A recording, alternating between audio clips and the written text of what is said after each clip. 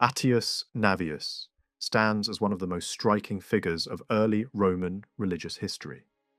remembered as a legendary augur whose authority symbolized the power of divine will over human ambition during the Roman kingdom.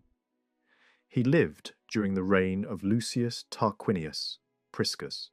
a period marked by political consolidation and growing Etruscan influence over Rome,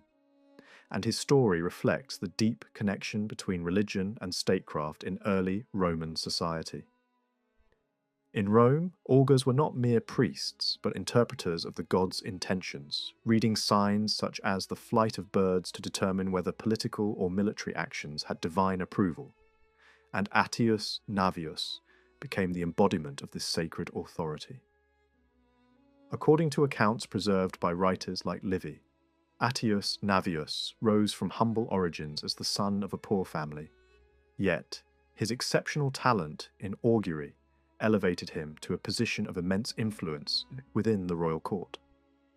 His most famous confrontation occurred when King Tarquinius Priscus sought to reorganize the Roman cavalry by increasing the number of equestrian centuries, without consulting the auspices,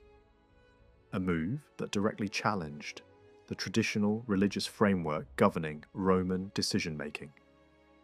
Attius Navius opposed the king's plan, insisting that no major reform could be undertaken without divine sanction,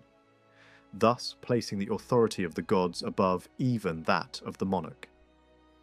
To test the augur's power, Tarquinius Priscus challenged Attius Navius to perform an impossible task, cutting a whetstone with a razor, believing this would expose the augur's claims as fraudulent.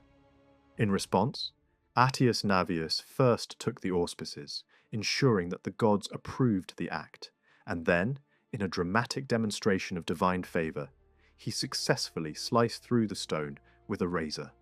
an event that became one of the most famous miracles in Roman tradition.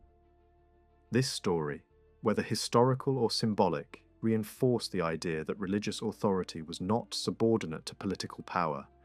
but could directly constrain and even challenge the king himself. Following this event, Tarquinius Priscus abandoned his plan to alter the cavalry without proper religious procedures, and Attius Navius's prestige grew even further, solidifying the role of augury as an essential component of Roman governance.